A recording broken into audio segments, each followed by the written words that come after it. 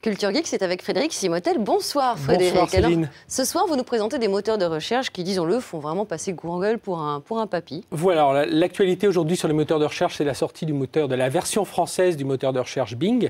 Mais justement, on voit aussi apparaître des nouveaux moteurs de recherche. Alors le premier s'appelle Wolfram Alpha, c'est du nom d'un mathématicien, Stéphane Wolfram.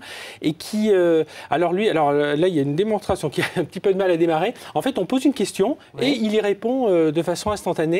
On pose population France, il répond et il donne toute une liste d'indications. Et là, par exemple, on donne une équation mathématique et vous voyez, il la résout. Là, il vous donne la courbe, ce que ça donne dans l'air, il vous fait les intégrales, il calcule tout ça. Donc, c'est assez exceptionnel. Extrêmement pratique pour les devoirs de maths. On est bien d'accord. Et pour préparer le bac dans quelques semaines. Une autre application peut-être, un autre moteur de recherche. Une autre application, c'est un autre moteur de recherche qui s'appelle QWiki. Alors Q comme la lettre Q, Wiki.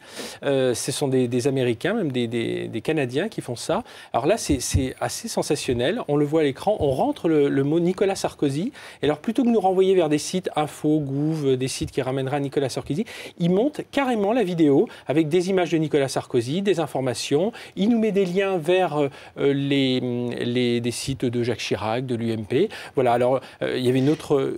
Et c'est parlé aussi. C'est parlé, voilà. En plus, le texte est dicté. Ouais. Alors aujourd'hui, ça n'existe qu'en anglais. On attend de voir la version française, mais c'est vraiment assez impressionnant.